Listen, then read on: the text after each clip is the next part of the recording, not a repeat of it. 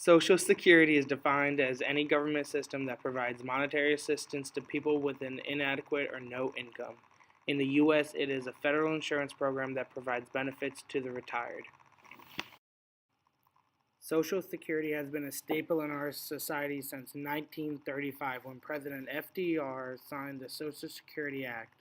It supplemented retirement, and for many, it was the entirety of their retirement plan.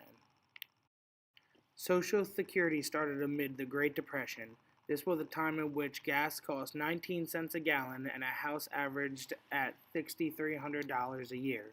Although inflation exists, the cost of living at this time was tremendously cheaper as compared to 2014.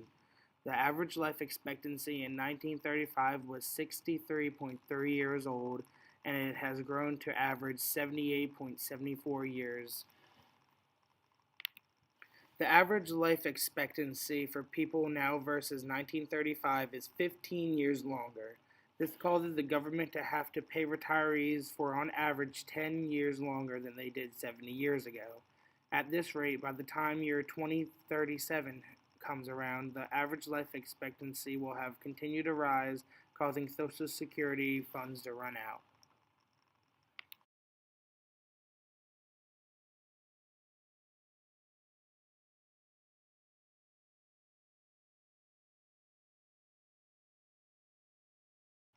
There has been consideration of changing the system of Social Security to privatization because of the fear of Social Security running dry.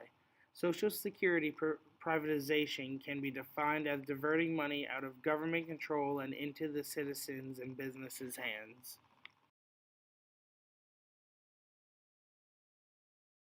Social Security is insurance. It's a guarantee. It's a guarantee for old age. It's a guarantee for disability. It's a guarantee if you die and you leave minor children. This is the only guarantee you've got. There used to be a game show called You Bet Your Life. You're saying it's a guarantee. But hey, David, most people my generation are pretty convinced that there's no chance that that, quote, guarantee is going to be there for them. Isn't that part of the frustration here? Well, that's right. The market is eventually going to force the privatization of Social Security because of demographic change. The fact that 90% of payroll receipts are paid out immediately to recipients, we just don't have the cash flow to sustain this program.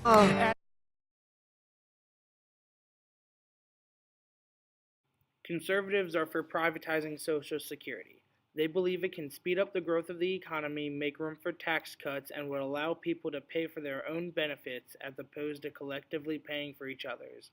With the privatization of Social Security, each person proportionally receives what they put in.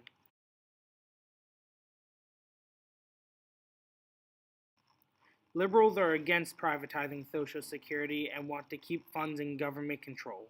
There are many reasons liberals are against privatization, and some include the large cost of over $1 trillion to transition systems, the negative impact that privatization would have on the disabled, and the risk of allowing stockbrokers to take advantage of the uninformed general public. We think the long-term benefits of privatizing Social Security outweigh the immense costs. Privatization would give people the option to grant assets to family and friends upon death. When Social Security is privatized, the private Social Security firms would be regulated and only allow individuals to invest in approved mutual funds and diminishing the risk of stockbrokers taking advantage of innocent citizens. We support privatization of Social Security. For one, when Social Security was established, 17 workers paid for the benefits of one retiree. At this rate, the estimated ratio in 2035 will drop to 2.1 workers per one retiree. Allowing individuals to contribute to their own private accounts may reduce future loss of money from fewer worker contributions. Also, the privatization of Social Security will allow for tax cuts or to use those taxes in another form of public assistance. On top of that, privatizing Social Security would boost economic growth by having this money be in stocks and bonds. Privatization gave citizens the freedom to choose how and where their retirement funds should be kept. And finally, this will guarantee for future retirees that they will have a retirement fund even after 2037 when funds are estimated to run out. As important as it is, cutting spending and bureaucracy alone are not going to be enough. In their current form, we're going to have to recognize that Social Security and Medicare are unsustainable, not for the current group of retirees, but for coming generations. And we can't afford to avoid these entitlement challenges any longer. Medical reforms. Under my plan, no one near retirement age or currently retired will see any of the changes I'm going to describe. But people in their 20s and 30s and 40s and early 50s are going to see some changes. And by the way, tax hikes, they're off the table. We're going to slowly and gradually raise the retirement age for Social Security, and we'll slow the growth rate in benefits for higher income retirees. And then when it comes to Medicare, tomorrow's seniors should have the freedom to choose between traditional Medicare and a range of private plans. And if these